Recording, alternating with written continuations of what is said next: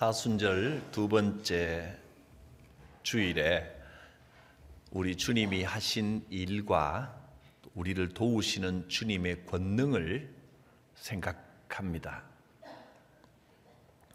바다에 큰 풍랑이 일어났습니다.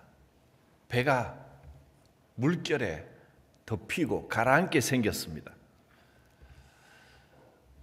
그 배에는 예수님의 제자들이 타고 있었습니다. 제자들 중에는 어부 출신들이 많습니다. 평생 바다에서 살아온 사람들, 그래서 전문 지식을 총동원하고 기술을 총동원해서 폭풍과 맞섰습니다. 웬만한 폭풍은 이겨낼 수 있을 것 같았는데 사력을 다했지만 더 이상 버틸 수가 없었습니다. 자기들이 할 수 있는 한계에 부딪혔습니다.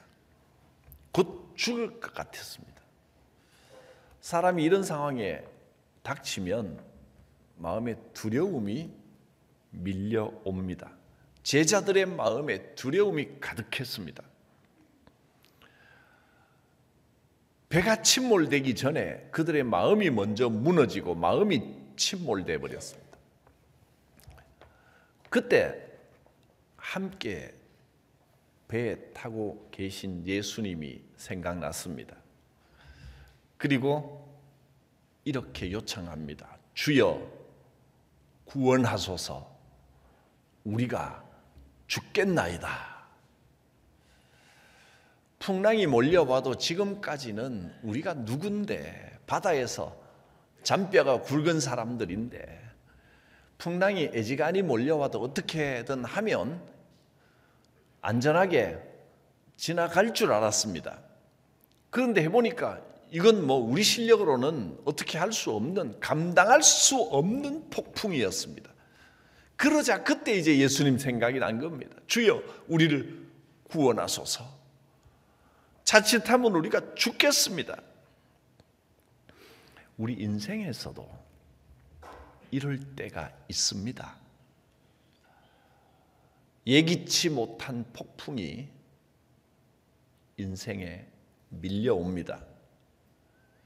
어지간한 어려움이 있어도 그냥 어떻게 하면 잘 해결할 수 있겠지 하고 이렇게 저렇게 견뎌내고 이겨내고 극복해 왔는데 어떤 폭풍은 우리 힘으로는 도저히 감당할 수 없도록 자칫하면 죽겠다, 이런 두려움이 밀려오는 폭풍이 인생에도 있습니다. 청길 낭떠러지 앞에 혼자 서 있는 것 같은 막막함, 도와줄 사람이 아무도 없는 것처럼 가족도 친구도 친척도 가까이 지내던 분들도 어느 순간에는 전혀 도움이 되지 않고 정말 나 혼자만 이 외로운 길, 이 위태로운 상황을 헤쳐나가야 되는 그런 상황에 맞닥뜨릴 때가 있습니다. 더 이상은 견디기 힘들고 이제는 더 이상 버티지 못할 것 같습니다. 도움을 요청할 힘조차 남아있지 않은 것 같을 때가 있습니다. 그럴 때 하나님을 모르는, 믿지 않는 사람들은 어떻게 합니까?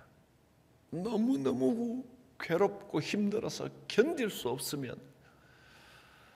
술에 의지하고 술을 마시고 그냥 고주망태가 되기도 하고, 또 심한 경우에는 다 포기해버리고 극단적인 선택을 할 생각까지 합니다. 살면서 이런 감당할 수 없는 폭풍이 한두 번은 밀려옵니다. 그럴 때 여러분은 어떻게 하시겠습니까? 성도는 예수님을 찾습니다. 우리가 찾고 의지할 수 있는 예수님이 계시다는 것 자체가 은혜요, 축복입니다. 제자들도 주님께 매달렸습니다. 그제서야 예수님을 찾기 시작한 겁니다. 그 제자들이 나와 예수님을 깨웠습니다. 주여 구원하소서, 우리가 죽겠나이다. 그런데 참 그 폭풍이 이는 바다에 크지도 않은 배가, 그렇게 배가 흔들리고 가라앉게 생겼는데 예수님이 어떻게 주무실 수가 있었을까요? 몸이 막 붕붕 떠다니고 그냥 부딪히고 이럴 텐데 어떻게 잠을 잤을까요? 잠잤다고 표현되어 있지만 잠잘 수 있는 상황이 아닙니다. 자는 척 하셨던 겁니다. 제자들이 찾기를 기다리신 겁니다. 너희가 어떻게 하나 보자. 지금 우리의 인생에도 예수님께서 지켜보고 계십니다. 그 풍랑 속에 자기들 힘으로 이겨내 보려고 안간힘을 쓰는데 주님, 주님 우리를 도와주십시오 부르기를 기다리고 계신 겁니다. 주님을 찾기만 하면 금방 주님 나오십니다. 나오셔서 둘러보시고 제자들을 보시고 이렇게 말씀하십니다. 왜 무서워했느냐? 어찌하여 무서워하느냐? 믿음이 적은 자들아, 진작에 나를 찾지. 그렇게 너희 힘으로 해보려고 안간힘을 쓰다가 안 되면 나를 찾으면 되지. 왜 무서워하느냐? 두려워하지 마라. 사실은 상식적으로 보면 두려워할 수밖에 없는 상황입니다. 급 큰 풍랑이 불어닥치고 배가 곧 가라앉을 것 같은데, 인생이 곧 망할 것 같은데, 곧 죽을 것 같은데 어떻게 무서워하지 않을 수 있겠습니까?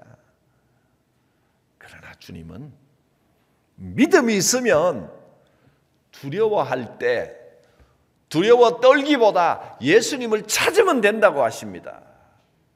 두려워하지 마십시오. 믿음으로 주님을 찾으십시오.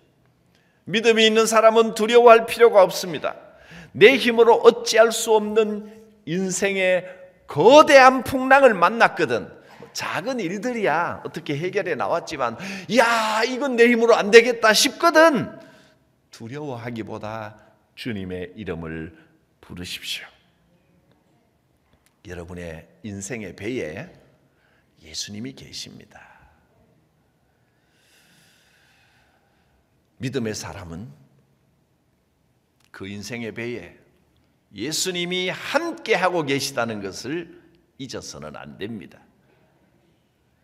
그 배 밑에 들어가 주무시고 계시지만, 편안히 쉬고 계셨지만 예수님이 안 계신 게 아닙니다. 너희 힘으로 그래 할 수 있는 건 해봐라. 그러나 정말 어렵다면, 정말 힘든 상황에 닥치면 두려워하지 말고 예수님을 찾으면 된다. 내 힘으로 도저히 어떻게 할 수 없는 위기가 닥쳤을 때 두려워하기보다 주님께 아뢰고 주님께 매달려야 합니다. 그러면 됩니다. 어떤 사람도 폭풍을 다스릴 수는 없습니다. 폭풍을 잠잠케 하는 일은 오직 주님만 할 수 있는 일입니다. 그런데 여러분, 우리가 폭풍을 어떻게 하지는 못해도 폭풍 때문에 일어나는 두려운 마음은 우리가 다스려야 됩니다. 그래, 두려워하지 말자. 이 폭풍은 두려워 벌벌 떨고 있을 폭풍이 아니라 주님을 불러야 할 폭풍이다. 무서워하는 마음을 물리치고 소망 중에 주님을 바라보고 주님을 불러야 합니다. 내가 해결할 수도 없는 상황을 가지고 내가 붙들고 있어 봐야 그건 답이 안 나옵니다. 감당할 수 없습니다. 나 혼자서만 문제를 해결하려고 하면 자꾸 두려움에 휩싸일 수밖에 없습니다. 주님이 계시다. 주님께 아뢰면 된다. 인생의 위기와 풍랑 주님께 맡기고 주님을 깨우십시오. 주님, 이제 나와서 주님이 좀 해결해 주셔야 할 때입니다. 우리가 죽게 생겼습니다. 주님 도와주십시오. 주님이 일어나서 나오시고 두려워하지 마라 믿음이 적은 자들아 하시고는 풍랑을 보고 바람과 바다를 꾸짖으셨습니다. 그랬더니 순식간에 풍랑이 아주 잔잔하게 되었다 했습니다. 예수님께서 바람과 바다를 꾸짖으셨습니다. 예수님의 말씀 한마디에 돌풍이 사라지고 풍랑이 잔잔하게 되었습니다. 제자들이 깜짝 놀랐습니다. 아니, 도대체 누구시기에 바람도 풍랑도 순종하는고?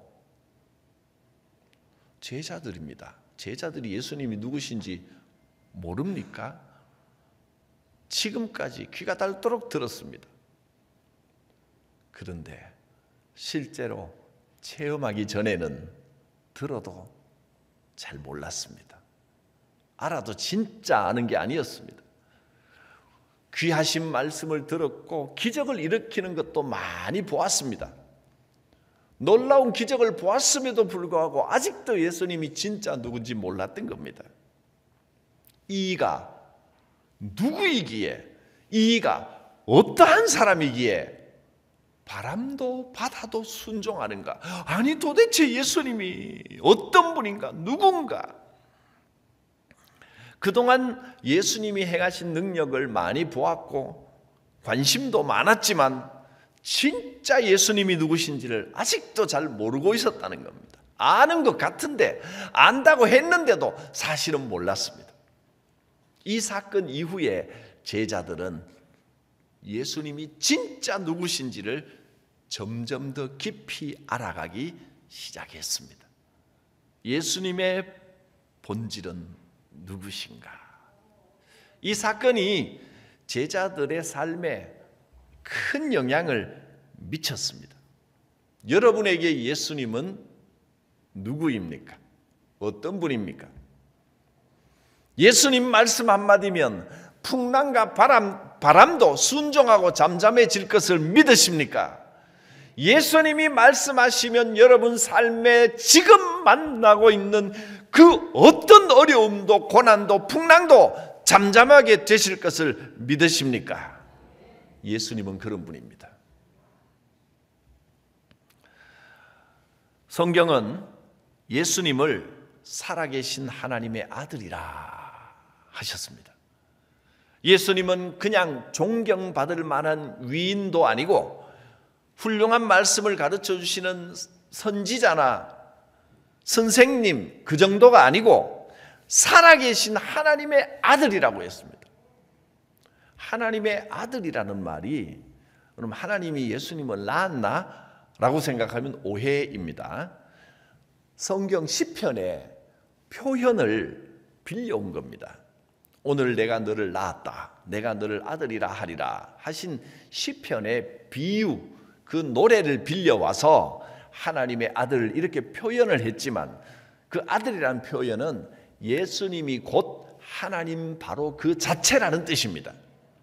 하나님이 사람의 몸을 입고 이 땅에 내려오신 분, 그분이 예수님이십니다. 천지 만물을 다스리는 생명을 주관하시는 모든 능력과 권세가 예수 이름 안에 있습니다. 오늘 우리에게 예수 이름을 주셨습니다. 예수 이름을 마음껏 사용해라. 그 능력을 우리의 입으로 예수 이름을 부르면 하나님이 들으시고 응답하신다는 겁니다. 굉장히 놀라운 사실입니다. 이 사실은 그냥 아멘 할 게 아니고 아멘 해야 될 일입니다. 예수 이름으로 기도하면 하나님께서 천지 만물의 주인이신 하나님께서 들으시고 응답하신다고 했습니다. 그래서 우리는 예수님의 이름으로 기도합니다. 예수님은 폭풍을 잠잠케 하십니다. 그래서 우리가 정말 믿고 의지해야 할 것이 무엇인지를 확실히 깨닫게 하십니다. 사실은 풍랑이 아예 오지 않도록 하나님께서 좀 막아주실 수는 없었나? 그럴 수도 있죠. 괜히 풍랑을 만나게 하시고는 잠잠케 하시고, 그럴 거면 아예 풍랑이 오지 않으면 얼마나 인생이 편안하겠습니까? 이 풍랑이 왜 왔나? 하나님이 계신데 내가 왜 이런 일을 만나고 이런 일을 경험하느냐 말입니다. 왜 그럴까요? 그 풍랑이 아니면 우리는 자꾸 내 힘으로 살아가는 줄로 착각하기 때문입니다. 풍랑을 만나지 않으면 하나님을 자꾸 잊어버리고 하나님이 주인이시라는 것을 자꾸 잊어버리고 하나님을 떠나기 때문입니다. 그래서 우리의 삶에 크고 작은 어려움도 주시고, 폭풍이 밀려올 때 어떻게 하나 보자, 주님 부르실 때까지 그냥 놔두시기도 하는 겁니다. 그 풍랑 가운데 주님이 계시다는 것을 다시 깨닫고 예수님을 깨우며, 주여 우리를 구원하소서, 우리가 죽게 되었나이다. 그리고 예수님이 나와서 풍랑을 착 잔잔하게 하시고, 오 주님 이런 분이셨군요. 그렇죠, 할렐루야, 하나님 나와 함께 하심을 감사합니다. 내 인생에 하나님께서 함께 하시고 지켜주시고 보호해 주심을 믿고 감사합니다. 이렇게 고백할 때 풍랑도 축복의 과정입니다. 이 폭풍이 제자들로 하여금 예수님을 깊이 만나고 진짜 예수님을 깨달아가는 복된 과정, 복된 경험이 되었습니다. 진정으로 하나님을 느끼고 임마누엘 하나님을 고백하는 일이 평안한 가운데, 순탄한 가운데 항상 고백이 되면 좋겠지만 인간이 참 그렇지를 못하다는 겁니다. 어려움을 만나셨습니까? 풍랑 가운데 계십니까? 두려워하지 마십시오. 어찌하여 무서워합니까? 두려워하지 말고 주님의 이름을 부르십시오. 주께서 함께하고 계십니다. 예수님이 탄생하실 때 하나님께서 그 이름을 예수, 구원자라고 정해주시면서 앞으로 사람들이 예수님을 보고 임마누엘이라고 부를 것이다. 예수님이 나타나시는 곳에 하나님이 함께 계시는군요 하고 고백하는 역사들이 있을 것이다 하셨습니다. 오늘 다시 예수님의 이름을 부르십시오. 임마누엘의 체험이 있을 것입니다. 이제 이 예배를 통하여 이 말씀이 선포됐다는 것은 하나님께서 그 체험, 그 역사를 주시려고 예배에 놓으셨다는 뜻입니다. 이번 한 주간에, 이 주간에, 이 일주일 동안에 이 말씀, 오늘 주신 말씀, 선포된 말씀의 역사가 여러분의 삶 가운데 나타나게 하시기를 바랍니다. 주님이 탁 나타나시더니 어찌하여 두려워하느냐 믿음이 적은 자들아, 앞으로는 걱정 근심하지 마라. 바람아 풍랑아 잔잔하라. 이는 하나님의 자녀요 하나님의 백성이다. 네가 왜 하나님의 자녀를 괴롭게 하느냐. 물러가라. 풍랑이 순식간에 잔잔해지는 역사가 있을 것입니다. 할렐루야. 기도합니다. 거룩하신 하나님, 예수님이 내 인생 예배에 함께하고 계심을 믿습니다. 예수님이 하나님 되심을 믿습니다. 우리가 주의 이름을 부를 때 모든 풍랑도 바다도 고난도 잠잠하게 하여 주실 것을 믿습니다. 살아계신 주님을 체험하는 한 주간 되게 하여 주시옵소서. 예수님의 이름으로 기도드립니다. 아멘.